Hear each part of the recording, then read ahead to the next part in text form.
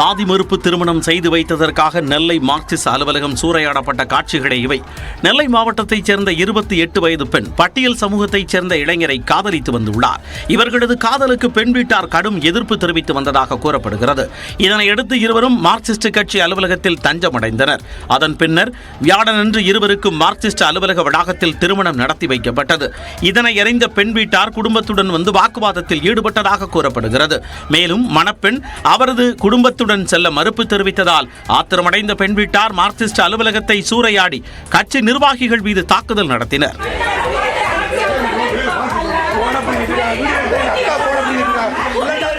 இந்த நிலையில் மார்க்சிஸ்ட் கட்சியினர் புகாரின் அடிப்படையில் வழக்கு பதிவு செய்த பெருமாள்புரம் காவல் நிலையத்தினர் பெண்ணின் பெற்றோர் உட்பட 8 பேரை கைது செய்தனர். செயற்பாட்டாளர் உள்ளிட்டோர் கருத்து தெரிவித்துள்ளனர். இப்ப மீதி 3 பேர் நார்மலா நாட்கள் கொண்டிருக்காங்க. 4ஆவது ஒரு ஆளை கொண்டு வந்து ஒரு குழந்தை உட்கார வைக்கும். யார் இந்த குழந்தை, எதனால இந்த குழந்தை வந்து உட்கார்ந்துருக்கு, ஏன் இந்த வயசுல வந்து இந்த குழந்தை வந்து கர்ப்பம் தரிச்சு அப்படின்னு கேட்டா அந்த குழந்தைய திரும்ப வந்து அந்த வேதனையை திரும்ப கொடுத்த மாதிரி எவ்வளவு பெரிய கொடுமையான வன்முறை இதுங்க.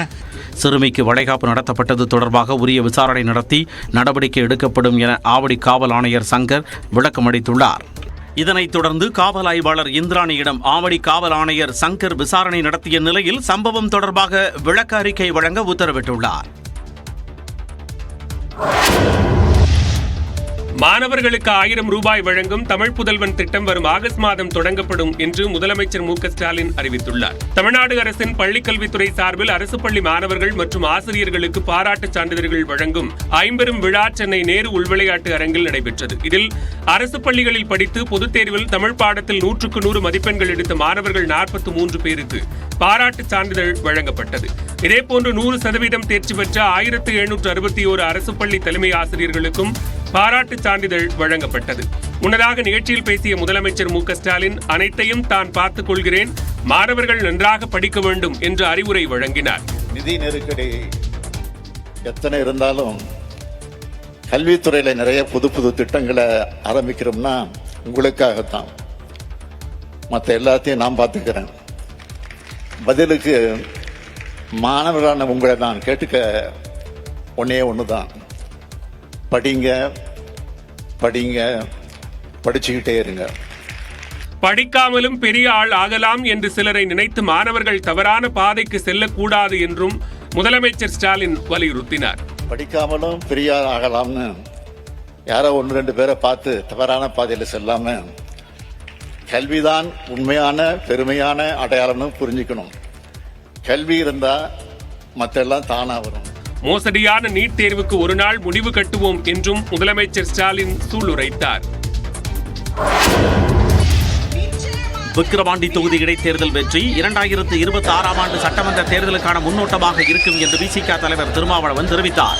விக்கிரவாண்டியில் நடைபெற்ற திமுக வேட்பாளர் அறிமுக கூட்டத்தில் பேசிய அவர், தமிழ்நாடு முழுவதும் தாமரை மலரும் என்று சொல்லிக் கொண்டிருந்தவர்கள் எல்லாம் நாடாளுமன்ற தேர்தல் முடிவுக்கு பிறகு ஓரமாக உட்கார்ந்து விட்டதாக விமர்சித்தார்.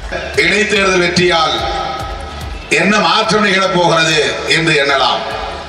இந்த இடைத்தேர்தல் வெற்றி 2026 சட்டமன்ற தேர்தலுக்கான ஒரு முன்னோட்டம் என்பதை நாம் நினைவிலே வைத்துக் கொள்ள வேண்டும். இடஒதுக்கீட்டிற்கு எதிரான கட்சி பாஜக என்றும் அதனுடன் பாமக கூட்டணி வைத்திருப்பதாகவும் காங்கிரஸ் மாநில தலைவர் செல்வ பெருந்தகை சாடினார்.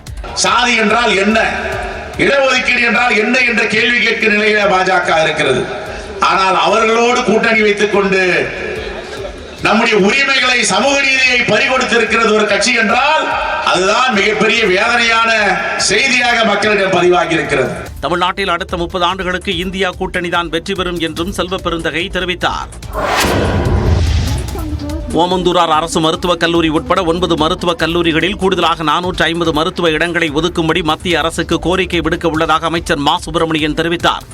சென்னை ஓமந்தூரார் மருத்துவக் கல்லூரி மருத்துவமனையில் நடைபெற்ற பட்டமளிப்பு விழாவில் மருத்துவத்துறை அமைச்சர் மா சுப்பிரமணியன் கலந்து கொண்டு 102 மாணவர்களுக்கு பட்டம் வழங்கி கௌரவித்தார். இந்நிகழ்ச்சியில் பேசிய அவர் 9 அரசு மருத்துவக் கல்லூரிகளில் தலா 50 இடங்கள் கூடுதலாக கேட்டு தேசிய மருத்துவ ஆணையத்திற்கு இந்த வாரத்திற்குள் கடிதம் அனுப்பப்படும் என்று கூறினார். இன்னமும் 50 இடங்கள் கூடுதலாக வேண்டும் என்கின்ற கோரிக்கை ஒன்றிய அரசுக்கு விரைவில் வைக்கப்படும். எதிர்வரும் கல்வியாண்டில் நிச்சயம் இன்னமும் ஒரு 450 புதிய மருத்துவ மாணவர்களுக்கான இடங்கள் தமிழகத்தில் உருவாக்கப்படும். அரசு மருத்துவக் கல்லூரி இல்லாத 6 மாவட்டங்களில் விரைவில் மருத்துவக் கல்லூரிகள் அமைக்கப்படும் என்றும் அமைச்சர் மா சுப்பிரமணியன் தெரிவித்தார்.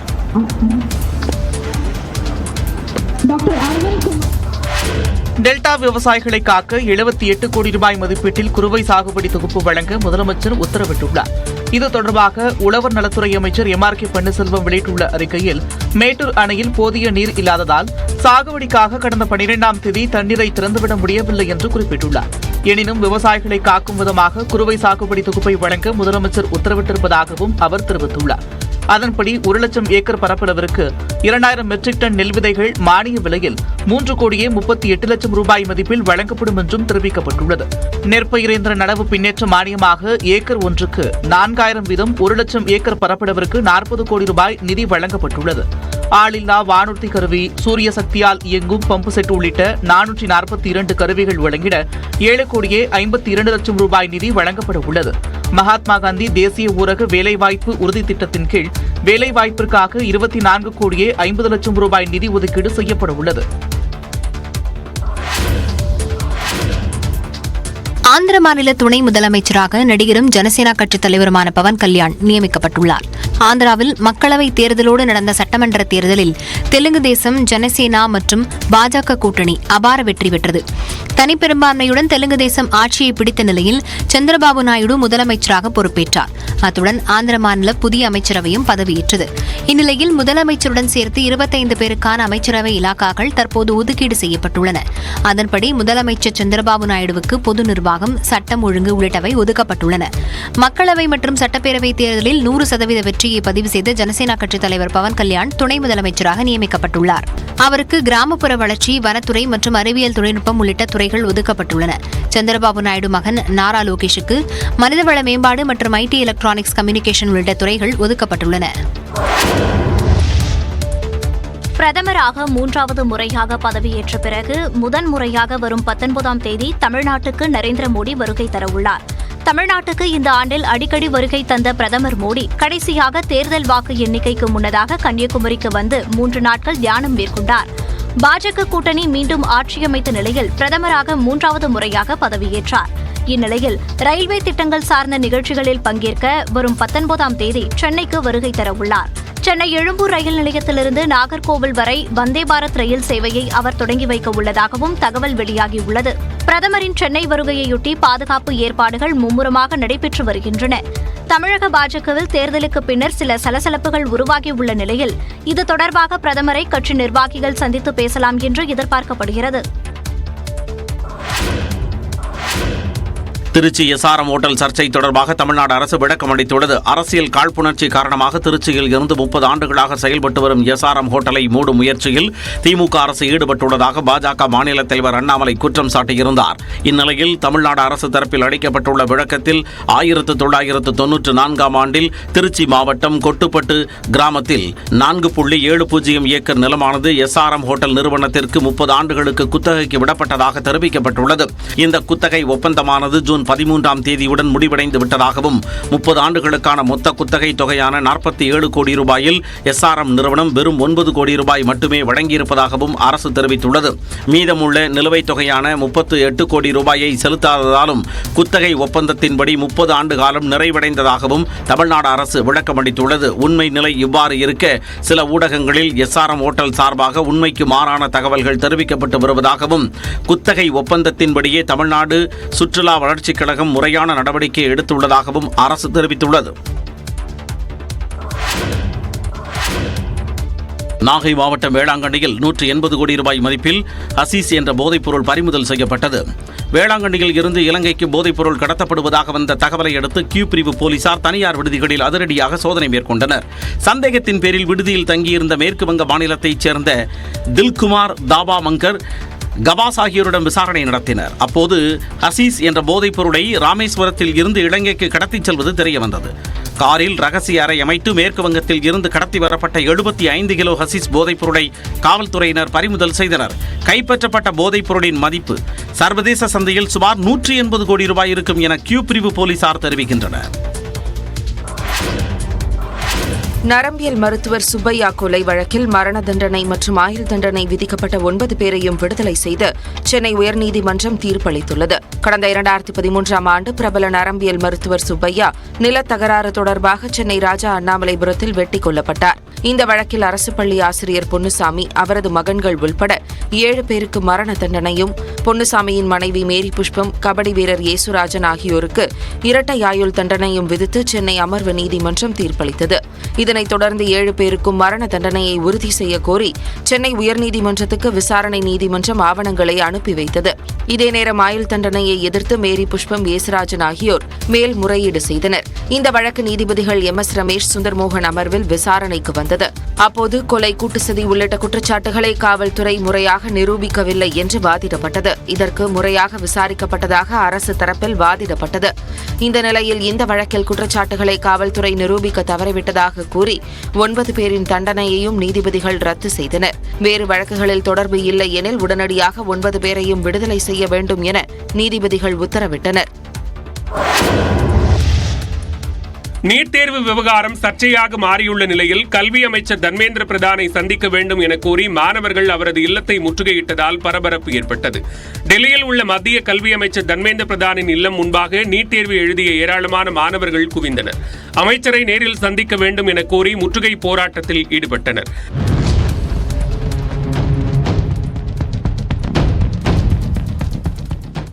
இந்நிலையில் நீட் விவகாரம் குறித்து எக்ஸ் தளத்தில் பதிவிட்டுள்ள கல்வி அமைச்சர் தர்மேந்திர பிரதான், நீட் தேர்வு எழுதிய மாணவர்களின் நலன்களை பாதுகாப்பதில் மத்திய அரசு உறுதியாக உள்ளதாக குறிப்பிட்டார். மாணவர்களின் அனைத்து கவலைகளும் நியாயமான முறையில் தீர்க்கப்படும் என்றவர் மாணவர்களின் வாழ்க்கைக்கு ஆபத்தில்லை என்று கூறியுள்ளார். உச்சநீதிமன்றத்தின் வழிகாட்டுதலின்படி மாணவர்களின் நல்வாழ்வுக்கு தேவையான அனைத்து நடவடிக்கைகளையும் மத்திய அரசு எடுக்கும் என்றும் அவர் குறிப்பிட்டுள்ளார்.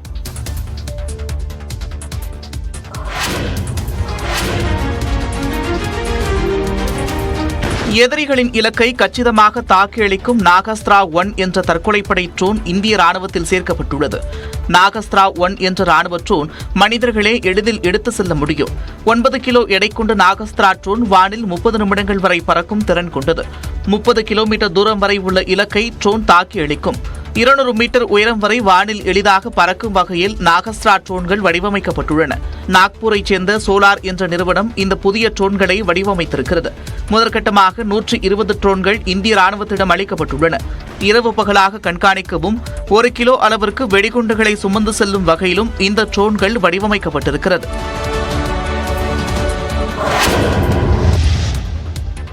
இருபது ஓவர் உலகக்கோப்பையை மையமாக வைத்து சூதாட்டத்தில் ஈடுபட்டதாக மத்திய பிரதேசத்தில் சுமார் 15 கோடி ரூபாய் பறிமுதல் செய்யப்பட்ட சம்பவம் பரபரப்பை ஏற்படுத்தியுள்ளது.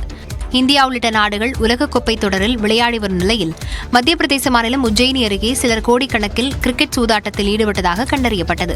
போலீசார் நடத்திய அதிரடி ஆய்வில் சுமார் 15 கோடி ரூபாய் பணம், வெளிநாட்டு கரன்சிகள், எலக்ட்ரானிக்ஸ் பொருட்கள் உள்ளிட்டவை பறிமுதல் செய்யப்பட்டுள்ளன. பவுண்ட், டாலர், திராம் என 7 நாடுகளைச் சேர்ந்த கரன்சிகள் கைப்பற்றப்பட்டுள்ளன. மேலும் கிரிக்கெட் சூதாட்டம் தொடர்பாக 9 பேரை போலீசார் கைது செய்தனர். தலைமறைவான முக்கிய நபரான பியூஷ் சோப்ராவை போலீசார் தேடி வருகின்றனர். அவர் வெளிநாட்டுக்கு தப்பி ஓடிவிடாமல் இருக்க லுக் அவுட் நோட்டீஸும் விடுக்கப்பட்டுள்ளது. கோவையில் சர்வதேச கிரிக்கெட் மைதானம் அமைப்பதற்கான இடத்தை தேர்வு செய்வதற்கான முதற்கட்ட ஆய்வுப் பணிகளை விளையாட்டுத்துறை அமைச்சர் உதயநிதி ஸ்டாலின் மேற்கொண்டார். கோவையில் நாடாளுமன்ற தேர்தல் பணிக்காக வந்திருந்த தொழில்துறை அமைச்சர் TRB ராஜாவிடம் விளையாட்டு வீரர்கள் சர்வதேச அளவிலான கிரிக்கெட் மைதானம் தேவை என்ற கோரிக்கை விடுத்தனர். இந்த கோரிக்கை விளையாட்டுத்துறை அமைச்சர் உதயநிதி ஸ்டாலின் மற்றும் திமுக தலைவர் முதல்வர் ஸ்டாலின் ஆகியோரின் கவனத்திற்கு கொண்டு செல்லப்பட்டது. இதனையடுத்து திமுக தேர்தல் அறிக்கையில் கோவையில் சர்வதேச கிரிக்கெட் மைதானம் அமைக்கப்படும் என்ற வாக்குறுதி சேர்க்கப்பட்டது. இந்நிலையில் தேர்தல் வெற்றிக்கு பிறகு கோவை வந்துள்ள விளையாட்டுத்துறை அமைச்சர் உதயநிதி ஸ்டாலின் கிரிக்கெட் மைதானம் அமைக்க தகுதியான இடங்களை ஆய்வு செய்தார். கோவை ஒண்டிப்புதூர் திறந்த வெளிச்சிறை மைதானத்தை மாவட்ட ஆட்சியர் கிராந்திகுமார் பாடி மற்றும் மாநகராட்சி ஆணையர் சிவகுரு பிரபாகரன் உள்ளிட்ட அதிகாரிகளுடன் நேரில் பார்வையிட்டார். இந்த ஆய்வின் போது வீட்டு வசதித்துறை அமைச்சர் முத்துசாமி மற்றும் தொழில்துறை அமைச்சர் TRB ராஜா உள்ளிட்டோரும் உடன் இருந்தனர். ஒண்டிப்புதூர் திறந்தவெளி சிறை வளாகம் தவிர்த்து பாரதியார் பல்கலைக்கழக வளாகம், அண்ணா பல்கலைக்கழக வளாகம் ஆகிய 3 இடங்கள் கிரிக்கெட் மைதானம் அமைப்பதற்கான இடங்களாக பரிசீலனைக்கு எடுத்துக் கொள்ளப்பட்டுள்ளது. அமெரிக்கா, அயர்லாந்து அணிகளுக்கு இடையிலான போட்டி மழையால் ரத்தான நிலையில் T20 உலகக்கோப்பை கிரிக்கெட் தொடரில் பாகிஸ்தான் அணி லீக் சுற்றுடன் போட்டியை விட்டு வெளியேறும் நிலைக்கு தள்ளப்பட்டுள்ளது. குரூப் ஏ பிரிவில் இந்தியா, பாகிஸ்தான், அமெரிக்கா, அயர்லாந்து மற்றும் கனடா அணிகள் இடம்பெற்றுள்ளன. இதில் இந்தியா ஏற்கனவே தகுதி பெற்றுவிட்ட நிலையில் 2ஆம் இடத்திற்கு பாகிஸ்தானா, அமெரிக்காவா என்ற போட்டி ஏற்பட்டது. இந்நிலையில் அமெரிக்காவின் புளோரிடாவில் உள்ள லாடர்ஹில் மைதானத்தில் அயர்லாந்து அணியுடன் அமெரிக்கா மோதவிருந்தது. ஆனால் தொடர் மழை காரணமாக போட்டி கைவிடப்பட்டு இரு அணிகளுக்கும் தலா 1 புள்ளி வழங்கப்பட்டது. இதனால் மொத்த லீக் போட்டிகளான 4லும் விளையாடி 5 புள்ளிகளை அமெரிக்கா பெற்றுள்ளது. ஆனால் பாகிஸ்தான் 3 போட்டிகளில் விளையாடி 2 புள்ளிகளையே பெற்றுள்ளது. எஞ்சியுள்ள போட்டியில் வென்றாலும் 4 புள்ளிகளை மட்டுமே பெற முடியும் என்பதால் தொடரில் இருந்து வெளியேறுகிறது. அறிமுக தொடரிலேயே சூப்பர் 8 சுற்றுக்கு தகுதி பெற்று இந்திய வீரர்கள் நிறைந்த அமெரிக்க அணி அசத்தியுள்ளது. இந்த போட்டியின் முடிவுக்காக நம்பிக்கையுடன் காத்திருந்த பாகிஸ்தான் வீரர்களின் கனவில் மழை மண்ணை அள்ளி போட்டுள்ளது.